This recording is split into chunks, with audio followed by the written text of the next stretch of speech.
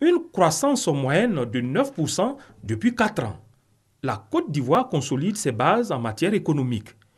Positionnée par l'indice Mo Ibrahim qui enregistre une amélioration dans la gouvernance en ce qui concerne la sécurité et l'état de droit, les droits de l'homme, le développement durable et le développement humain, gravissant les échelons dans le classement Doing Business de la Banque mondiale avec l'étiquette de pays ayant effectué le plus de réformes, montant en gamme dans la notation de l'agence Moody's en passant de B1 à BA3 avec perspective stable, la Côte d'Ivoire se lance dans le sprint pour le développement.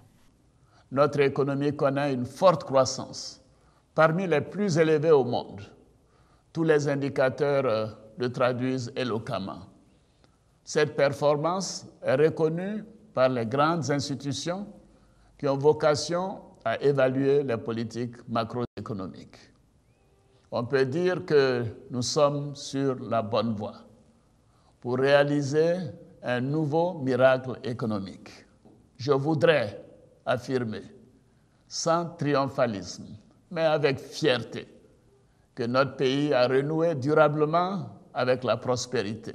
Dans son discours à la nation, le président de la République reste convaincu qu'après 56 ans d'indépendance, la Côte d'Ivoire, qui a stabilisé son économie, doit amorcer aujourd'hui la relance, avec une des valeurs essentielles de sa devise, le travail.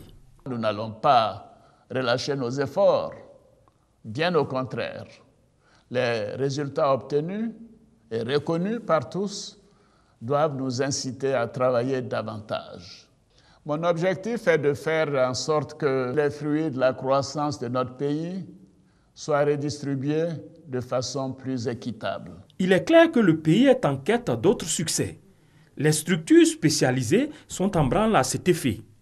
Seulement 5 jours après son adresse, le Centre de promotion des investissements en Côte d'Ivoire, CPICI, tient le 11 et 12 août prochain son atelier national sur les réformes pour améliorer l'environnement des affaires en Côte d'Ivoire et forcer ainsi l'admiration et l'intervention du monde des affaires.